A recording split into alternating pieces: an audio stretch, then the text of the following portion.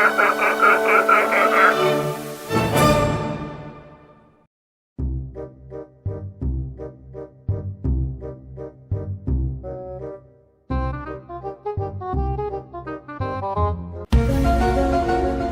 my friends and welcome back to Player Displays. So we're doing kind of a hybrid tutorial and custom showcase all at the same time, but before we hop into that, first of all, I got a brand new desk right here which I just finished building today, so we'll have a much more stable base when we're looking at our different figures, doing some reviews and whatever, so it's going to be a nice refreshing setup. And I also have a new backdrop coming in the mail. That's going to be a nice surprise. But all that being said, here we are with my customized vampire Batman, and we had a review of him about a week ago, and he was not a perfect figure. He looked cool, but he had that big plastic cape, if you'll recall, that definitely hindered a lot of movement. And other than that, it was really just the color palette and the unique head sculpt, and ultimately he just left a lot to be desired. And oh, of course, he had the really awesome axe, which he has right here. And I said then the only reason why I got him was to customize him. So this is day one of customizing. He's not totally done yet. There's still some things I wanted to do, but I thought it would be worth taking a few minutes just to show you where I am in the process, sort of what I did before we actually have a look at the final product. So I'm actually done for the day, but we'll have a peek at where we are currently. So I guess we'll go ahead and start with the head. So as you can see, nothing else has changed about the head so far. I might do some extra blood splatter. I'm saving paint for my next session, but for now the head is exactly the same. One thing that I actually tried to do, if you turn the head all the way around, is you can barely make it out, but I tried dremeling a little bit underneath the neck in the hopes that the head would be able to go backwards more, which usually works more often than not on certain figures, but this mold's a little bit dated, so when you try pushing it back, there's a lot of gap down here at the front, so I decided to not go that far. And besides, if you do have them going straight out, you're going to miss a lot of details anyways. You'll also notice here you have this very out-of-place yellow, what would you call it? Sort of that Dracula collar piece, I suppose. And I actually got this from a Marvel Legends Starfire, who I used as fodder for my Marvel Screen custom. And this was left over for several months, maybe about a year.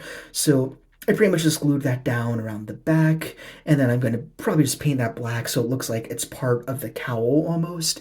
And I might do sort of a chain or something right here to sort of like tie up those ends a little bit. You can see here there's a little extra bit of black plastic that is left over from the cape, which we're about to talk about. The original cape was notched down here. It was notched down on the back. And speaking of the back, if we go around and pan out, you will see, of course, elephant in the room, we have some really beautiful wings. I did not make these. These were third-party goods, which are absolutely gorgeous. I saw these on eBay several months ago, and the way they were advertised are actually meant for the Murder Machine, which is the Batman Cyborg hybrid, which I actually do own, but this is, first of all, not comic accurate. It's kind of just a stylized choice. And second, for Vampire Batman, I thought it would be absolutely perfect. So you can see here, it's got all the bendy wire going on. When you bring it down, it kind of looks like a more interesting cape. I thought if I just got a bland Batman soft goods cape, it just wouldn't look as interesting, so I decided to just go the straight up winged route. Like, how often do you get to do that with a Batman figure?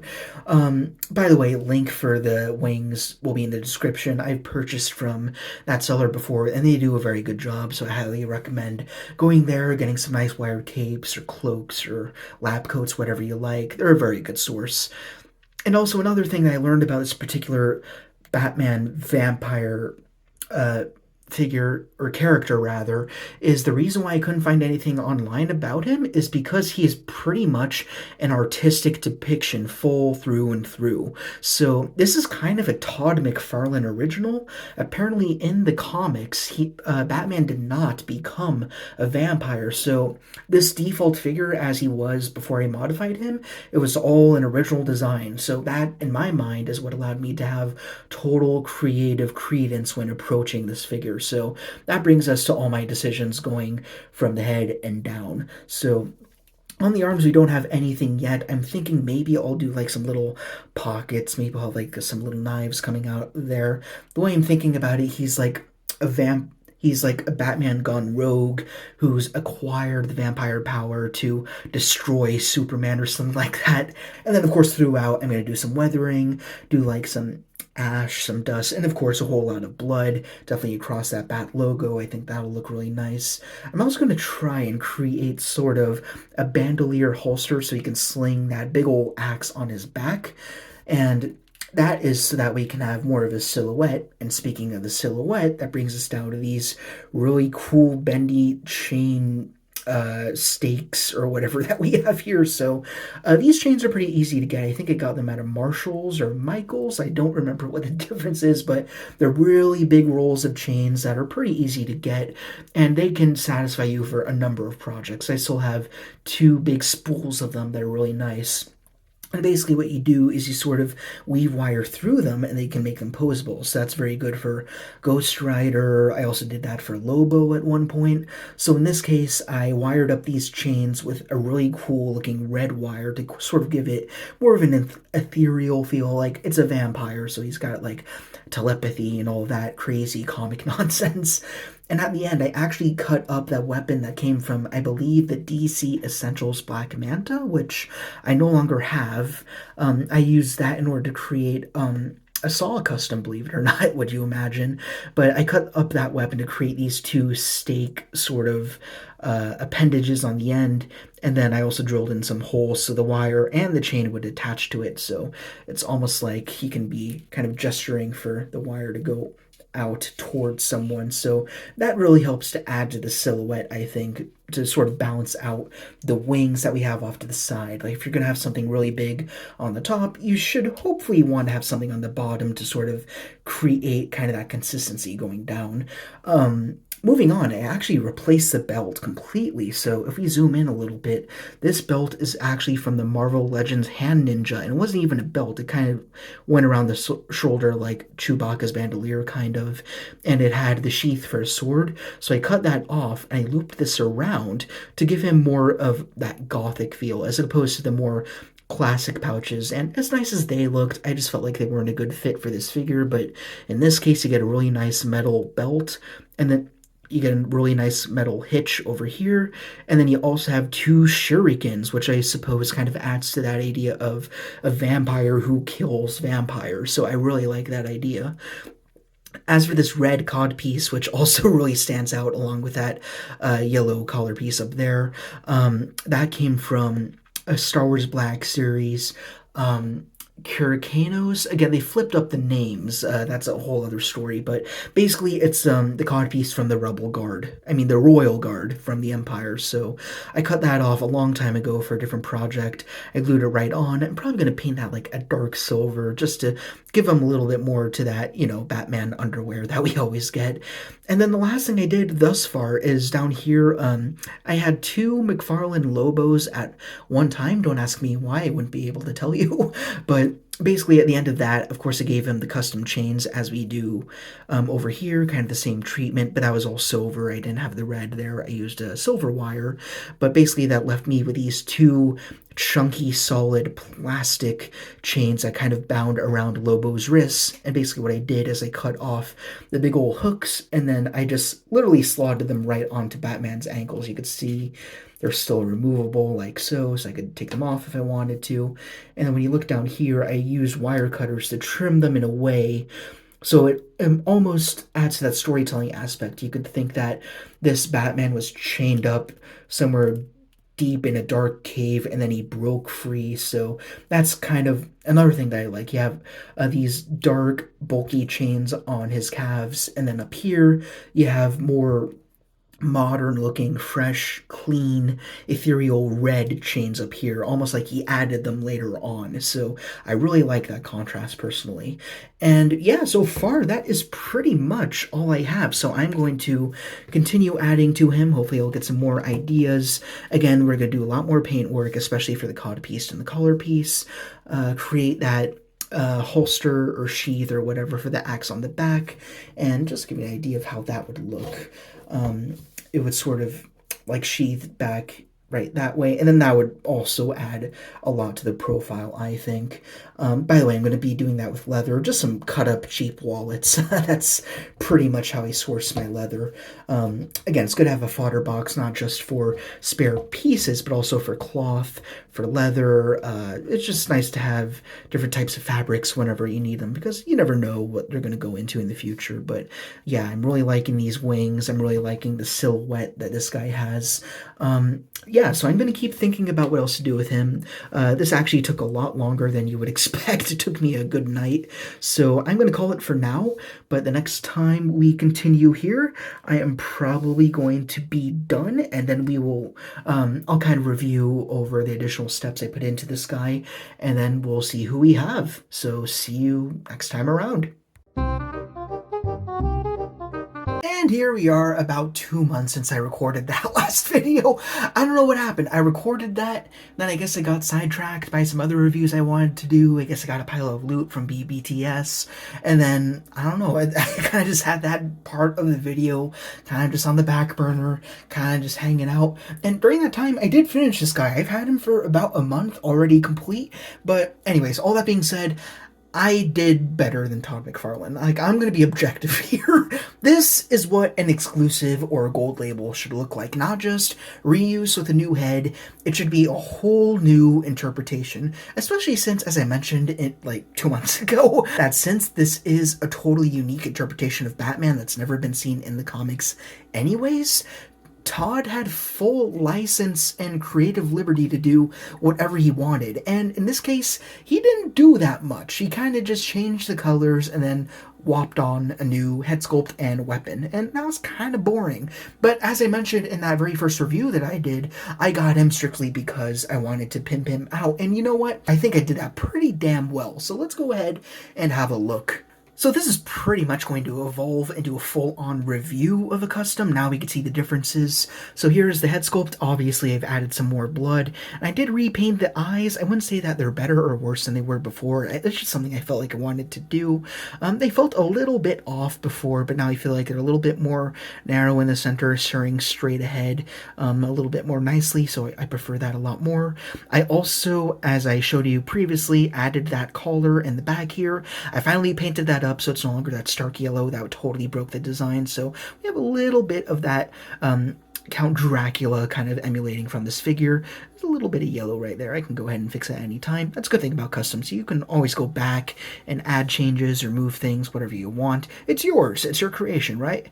Then down here on the torso, I got very experimental with asymmetry. So we have chains from the Gladiator Batman, I think he was called. I actually got that figure strictly for fodder as well. I wound up turning him into the guy from Disturbed, if for any metalheads out there. But yeah, I kind of looped it under this end of the color piece there because it was kind of gapping up. I couldn't really get that to glue down. So basically, I kind of notched in a little bit of that chain, and then I don't actually remember precisely where I had each end winding up. I think they went... Yeah, that's right. I kind of looped this end over to here, and then this one kind of just ends right there. That's okay. It kind of simulates the idea that it comes back around here to this big old holster for the axe. I can show you how that works out now.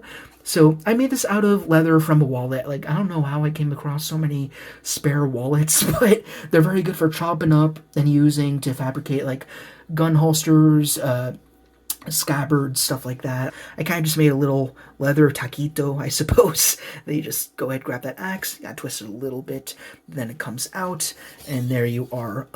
Obviously, I guess since we got the axe out, we'll go ahead and have a little bit of a look at it. I did give it some hot water, so I managed to straighten out that stake a little bit. Not perfect, but it's better. It doesn't look too bendy. It looks like maybe when it was welded, it came out a little bit off. Kind of adds to the story, I think. And naturally, I did add some blood. I've been doing blood on figures for quite a while now. I actually just taught myself a new method that I learned after I did this figure, so you're not going to see it here, but you can kind of, basically what I do with blood is, as you can see, I did a dry brush with, well, a brush, obviously, on the edges of the blades, but if you want it to look like it's been hacked into something, it hung out in there a little bit, then it was yanked back out, and you want some blood dribble almost, you can use a little bit of water like watered down paint to make it look like there's some wet blood on there. So that's something I could have done. Maybe I'll go back and do that again one day. But for now, that's pretty much what we have. And same on the other side. I also have it going down the shaft, down to the stake, and obviously I bloodied that up as well because I definitely wanted that to look like it's put down several vampires in this Batman's universe, whatever Earth it might have been. On the arms, that's where the least mods have happened. Pretty much this entire bodysuit was covered up with more blood, as I said a number of times I wanted to see on this figure. So you got your blood on both arms. I also added some more to the gloves, which already had some crimson on there, but I definitely need a little bit more so you could see. It was kind of just on the hands, but now I have it down here on the wrist guards, those little spikes or whatever they're called. I'm still not too sure. Fins? What do you guys call them? Let me know in the comments. I have no idea. And then also I continued using a little bit of that leather, and I had some spare fodder pouches. I think this is from a Marvel Legends Taskmaster, so I used a pouch up here, and then I also used one down there. I think I repainted them, and then I hit them with some blood. I'm going to be saying blood a lot throughout this thing, but anyways, we also have these chains that we've talked about. Before I said I was kind of going to leave them as is, but I felt like they took too much attention away from the rest of the figure, so I decided to wind up painting them. I kind of gave them a rust color to match the chains that we have here from the Gladiator Superman. I think that's what it was called. I'll have to check my work on that. But yeah, I think I like them a lot more now.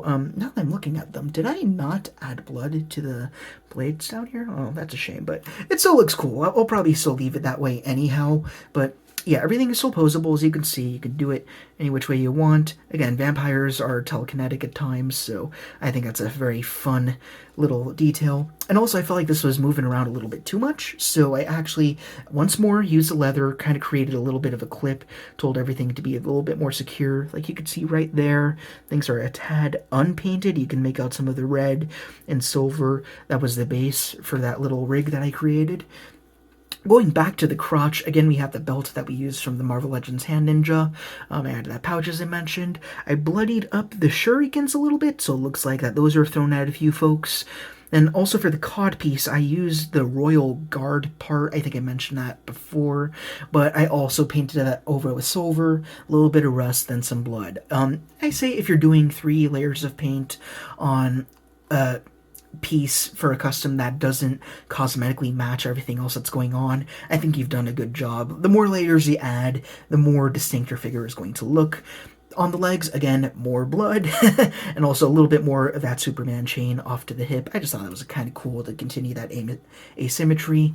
I also glued on the Lobo wrist chains. Again, I had 2 sets of those, then bloodied them up, and they're not going to be floating anymore. They're exactly where they need to be, and I orientated them a little differently. Obviously, they're the same mold, but I think one is a little longer than the other, and then I also glued this one up a little higher than the other, just to make it look like they're different or not identical. It would feel a little jarring if they were.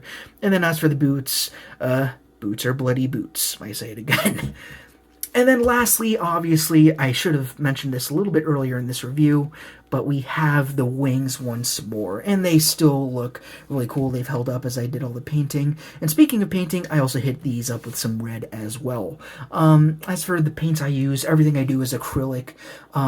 Every now and then I spray my figures with a lacquer to keep all the paint intact. It really depends on what I'm doing. Like, if it's a stormtrooper, like, let's say I was doing a clone trooper that, say a 501st Legion, where they were in blue or something like that. Not that I've ever done it, but just for the sake of example, that's probably a case where I would spray it, because I want the paint to stay intact. But in a case like this, you have a more messy, down in the dirt version of Batman, so of course I'd want him to have his grit and everything. So, like, if any red chipped off, it would just kind of add to the look. So I honestly don't have an issue with not sealing him. So again, every customizer kind of already has their own philosophy. I mean, some of them religiously are like, if you're not doing a coat over your paint, you're not customizing correctly. I say, do whatever the hell you want. Get experimental. Have fun. What matters is that you enjoy what you got in the end, and that everything's holding together in the way that you like. For me, if things get a little bit chipped here and there, I'm cool with that. It's just going to add to the look of this guy. But that's pretty much what I did on this guy. As for the belt that goes over here, I forgot to mention, that was also Hand Ninja. I think he had that also going from the shoulder down to his hip, and then that connected to his own sheath, which I did not use over here. That was meant to hold like a katana sword. I wanted to save that for another custom I might do one day. No idea what, but just something nice to have in the fodder bin. It was such a nice piece. Why waste it on a character that already has a big old axe, which would need a more unique treatment in terms of that leather scabbard there. But yeah, that's pretty much what I did with this guy. So let me go ahead. I have a McFarlane flight stand. Let me see what I can do with him here. Actually, now that I think about it, let me try posing him up on the stand as I go. And I guess as I will say that, I have been very envious of some reviewers out there who have the magic touch when it comes to action figures, where they just touch a figure and immediately it looks professionally posed. Like, I think for me, the one guy out there who is the best action figure reviewer in terms of posing them is D Amazing. He's one of my favorites. He poses things so fast. It's remarkable how he does it. But I don't know. Let me try getting this guy in some kind of pose. We'll have him with the axe, of course. Let's go ahead and slot that out. Come on. It feels like I'm pulling out of an actual carcass, which I'm sure this guy has done a number of times. Maybe don't want to do it on the stake. Just slide it in between the thumb and the fingers. Right there. Come on. Sweet.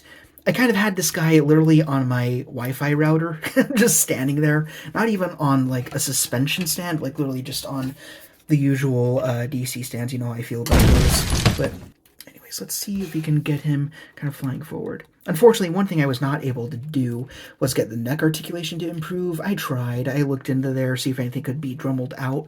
I think I did cut out a little bit of plastic on the inside, but it did not come out that great. I don't know, let's have that come there. See, you kind of got like a General Grievous, like four-limbed thing going on. Have him reaching out, again, spiraling after you, as I said in that review. Let's see here. Let's go ahead and clip that. I don't know where we're going to put this. I guess it's best on the leg. You know what? I dig. I'm not the best poser ever, but I kind of like this as it is right here. Obviously, this isn't really a traditional review, so I'm not quite prepared for size comparisons right now. I just reviewed... Who did I review? That's right. I just reviewed Ed 209 from RoboCop, so I still have Jungle Hunter Predator over here. I mean, we kind of already did size comparisons with this vampire Batman before when we did the initial review of the figure before customizing, but yeah, he's in good shape.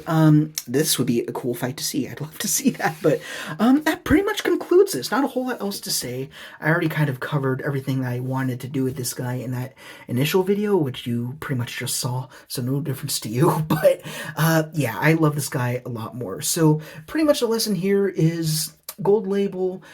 It's a title that shouldn't be used lightly by a McFarlane, in my opinion. If you're going to have something be premium, chase variant, limited quantities, etc., then you've got to please pimp them out to make them worth getting. For him, I saw him, I don't think I mentioned, on Amazon for 30 bucks. I have no issue disclosing the prices I pay for most of these guys. 30 I can swallow for a Gold Label.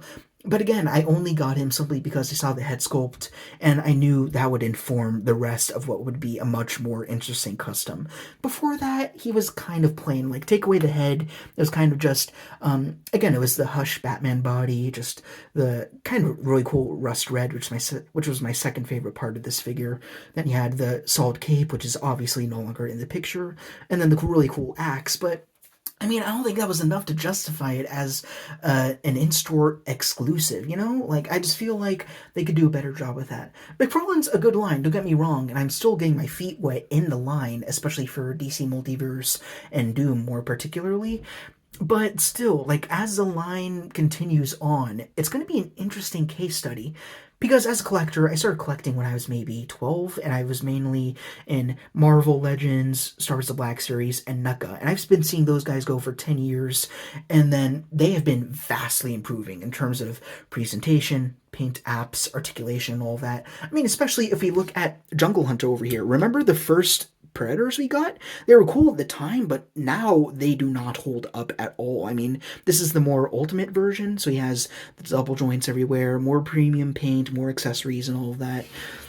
So McFarlane, people seem to have a love or hate relationship with the line, but for me, for all its faults, I really want to see where it goes because they are cool ideas and they do have some really excellent figures in there.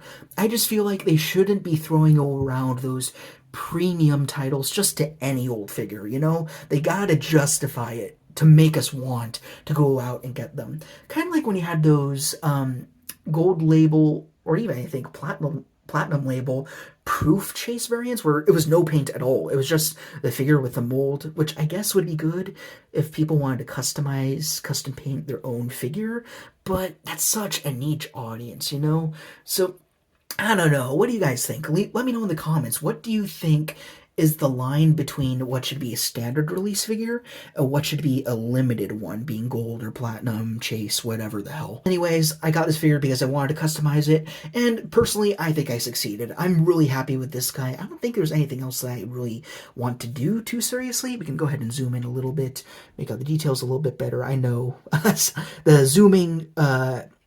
zooming feature on this camera is not the best, so I'll go ahead and pan around a little bit. I'm filming with a Google Pixel 6a phone. That is the camera I've been using for all these videos. I do not have a real camera. I'm working with what I got here.